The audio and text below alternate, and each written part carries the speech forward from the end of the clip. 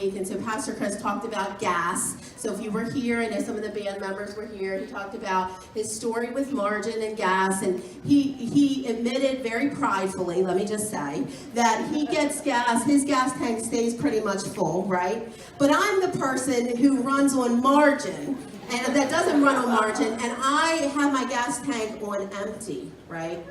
And so, I don't know, is anybody in here? Can you join me in that club? Am I alone this morning? Thank you, brothers and sisters. I thank you for the support. So what I usually do is, I usually talk Chris, convince Chris, I think that's probably a good one, to go to the store, because I don't like to grocery shop, and I convince him to take my car, and then as he takes my car, and then I'm like, he gets in the car, I don't even say anything anymore, right?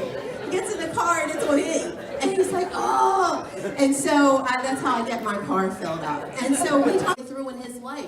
It's our thought life that gets us in trouble. When we're thinking all day of lustful thoughts, we're going to get in trouble unless we control our mind. Right? If I'm thinking all day, literally, I'm just going to tell you, if I'm thinking all day of after work going to Friendly's, right? I'm going to Friendly's. I'm letting you know. I am. And I'm just going to lather it all over myself and feel so good. And then I feel horrible as soon as I jump in the car to go home, right?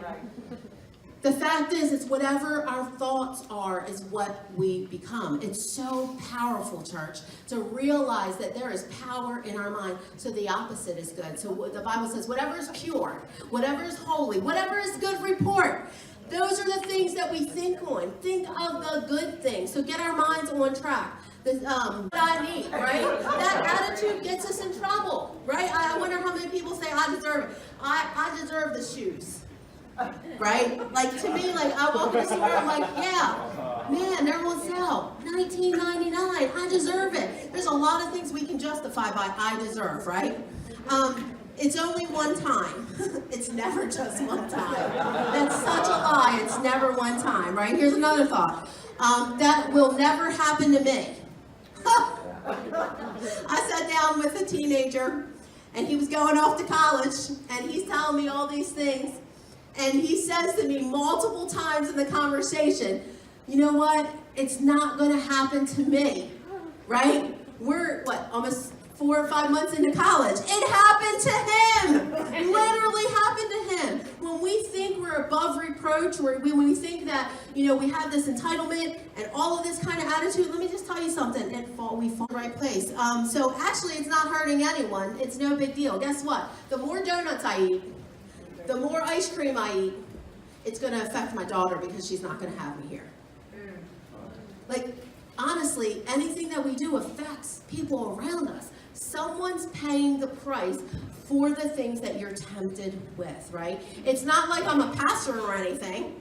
Now, we get that all the time. Me and Chris, he talked about 9 o'clock service. You know what? I can do that. It's not like I'm a pastor, or it's not like I'm looked at as a leader. Let me tell you something. Every single person in here is a leader. You are a leader. You are leading someone. Even like I said last week, even if it's your dog, you're training your dog how to act. You're leading someone. By that standards. Let me tell you, I know you're smart people. Raise your standards. Because when you raise your standards, you're raising the bar for God to do amazing things in your life. Don't settle for mediocrity. Just as, it's good for the pastor to do. No, me and Chris are human too, right? We have to live. God's called us to live above a standard, but he's also called you too, right? Okay, it's not, just don't get caught. Of course, that's a stupid thing. Just don't get caught. Just do it.